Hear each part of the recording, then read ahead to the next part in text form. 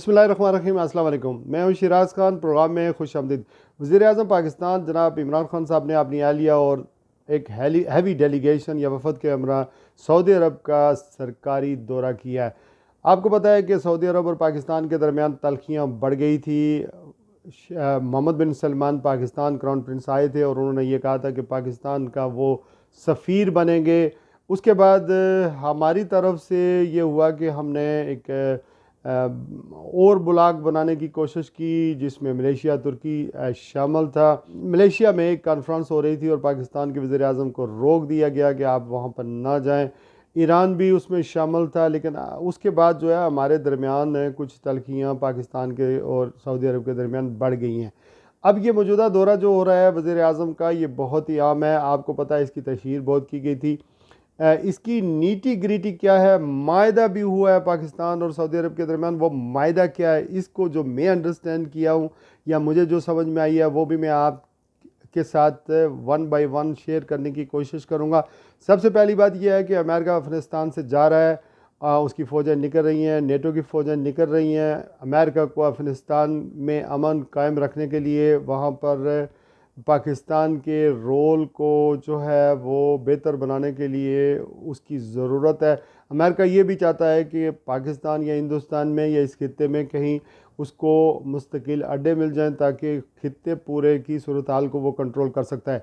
भारत उसके साथ उसका एक सिविल न्यूक्लियर का मायदा मौजूद है और भारत उसको अड्डे देने के लिए तैयार है। वो लद्दाख में उसको जगह देना चाहता था, लेकिन चीन वहाँ पर काबिज़ है और वो उसको जगह नहीं दे सकता, अड्डे नहीं दे सकता। ये कोशिश की जा रही है कि पाकिस्तान जो है वो किसी तरीके से अमेरिका को फैसिलिटेट करे। मेरे ख्याल में हमारी अस्करी और सिविल क़यादत का एक कड़ा इम्तहान है कि वो ऐसा कोई काम ना करें जिससे सी पैक पर कोई कंप्रोमाइज़ हो सके और अफ़गानिस्तान में जो हमारा रोल बनता है उससे हम वो जो है किसी तरीके से हम उससे बैकअप ना हों एट एनी कास्ट। चूँकि पाकिस्तान की माशी तरक्की में सी पैक जो है वो बहुत अहम है और अमेरिका, भारत और सऊदी अरब को वो खटकता है। पाकिस्तान की ये कोशिश होनी चाहिए कि सी पैक के अंदर सऊदी अरब का रोल जो है वो किसी न किसी तरीके से मुतय्यन किया जाए और इस वजह से मेरे ख़्याल में हमारे लिए बहुत आम है कि सी पैक को किस तरह बचाएं और ख़ित्ते में अफ़गानिस्तान में जो हमारा रोल बनता है उससे भी बैकअप ना हो, but not at the cost कि हमें ईरान के साथ हमारे ताल्लुकात ख़राब ना हों। सऊदी अरब को खुश करते करते ये ना हो कि हमारा पड़ोसी मुल्क जो बहुत ही करीब है वो हमसे अपसेट हो जाए। अब आते हैं एक MOU जो साइन हुआ है सऊदी अरब और पाकिस्तान के दरमियान। चूँकि बाज़ चीज़ें ऐसी होती हैं जो अफ़गानिस्तान या अमेरिका के बारे में मैंने आपसे बातें शेयर की हैं, वो सिर्फ़ ऐसी बातें हैं जो सामने नहीं आ सकी, ये अंदर की कहानी है। अब आते हैं उस MOU पर, उस मायदे पर जो सऊदी अरब और पाकिस्तान के दरमियान हुआ है।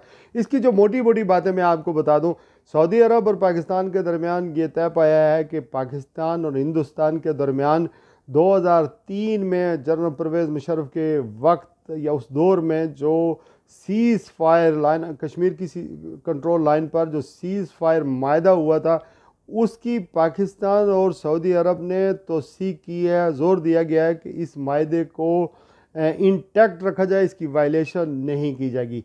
इसके अलावा ये भी फ़ैसला किया गया है कि भारत के साथ मुज़ाकरात जो है वो जो सर्द मैरी का शिकार हैं, जो नहीं हो रहे हैं, तो वो मेरे ख़्याल में कोशिश की गई है कि ये डायलाग रिज्यूम किए जाएं और तमाम तर जो तनाज़ात हैं भारत और पाकिस्तान के दरमियान वो गुफ्तगू शनीद से हल किए जाएं। और ये एक ख़बर भी है कि पाकिस्तान ने बेसिकली ये एग्री कर लिया है कि वो भारत के साथ मुज़ाकरात शुरू करने के लिए तैयार हैं।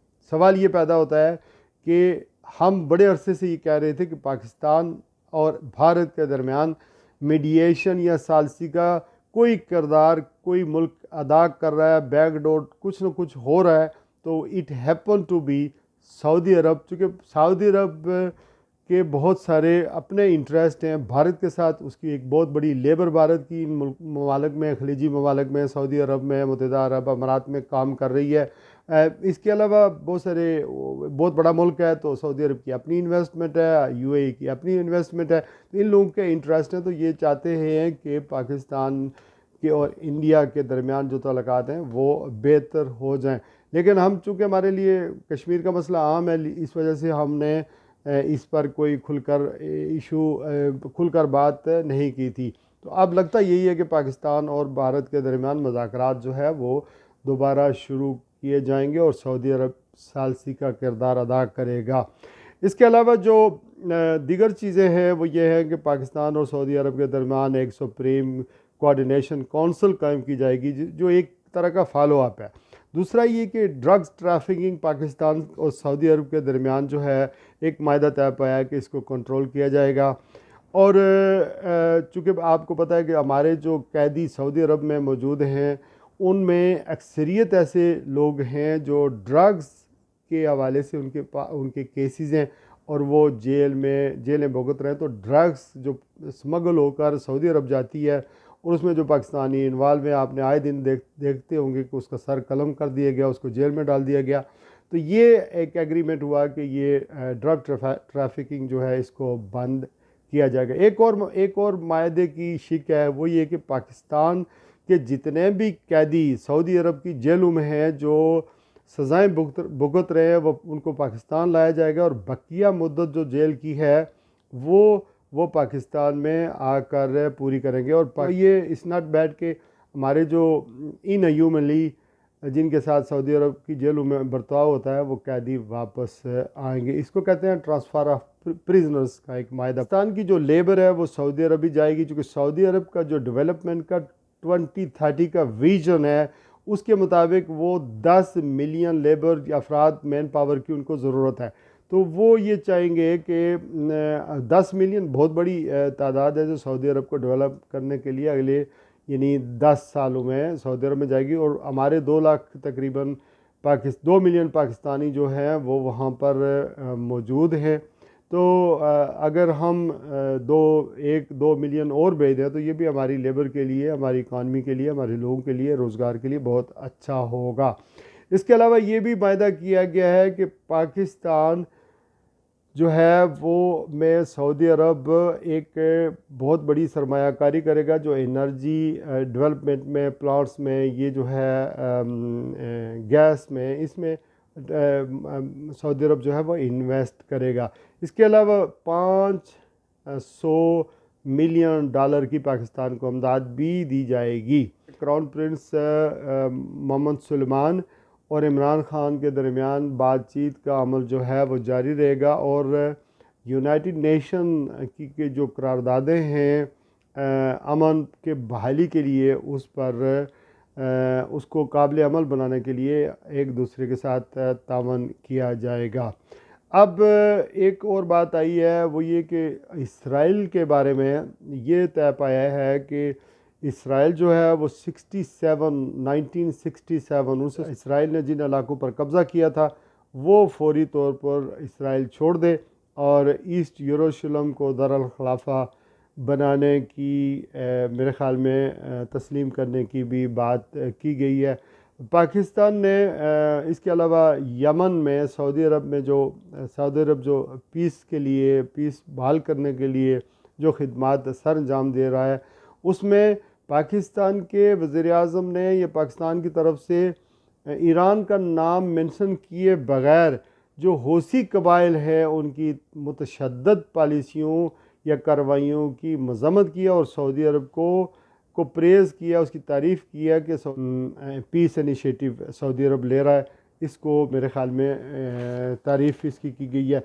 अब अगर देखा जाए तो ये दौरा जो है वो नाकाम नहीं है, लेकिन अफ़गानिस्तान और कश्मीर के हवाले से जो भी बातचीत हुई है अब आगे देखते हैं कि इसका रिज़ल्ट क्या निकलेगा। और ख़ास करके हमारी फ़ौजी क़यादत के लिए अफ़गानिस्तान बहुत अहम है और कश्मीर का मसला हमारे लिए बहुत अहम है। तो इस हवाले से सऊदी अरब जो भी इनिशिएटिव लेगा उसके पीछे मुझे लगता है कि अमेरिका पूरी तरह इन्वॉल्व है। चूँकि इस मायदे में या इस टॉक्स के दौरान ये मेंशन नहीं है कि ईरान के हवाले से क्या बात हुई है, यानी ईरान के साथ सऊदी अरब और मुत्तहिदा अरब अमारात के ताल्लुकात कैसे होंगे।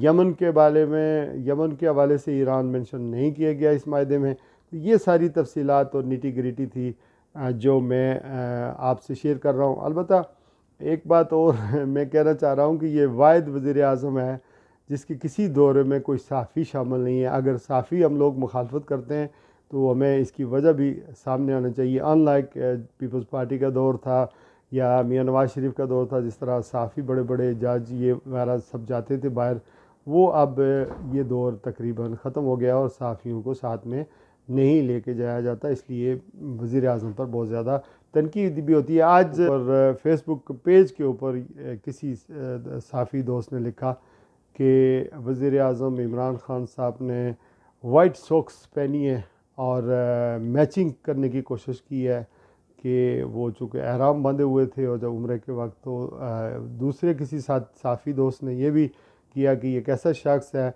जो मदीना पाक में तो जाता है, तो शहर में दाखिल होता है तो जूती के बगैर जाता है और नंगे पाँव होता है, और जब मक्का में या खाना काबा में जाता है तो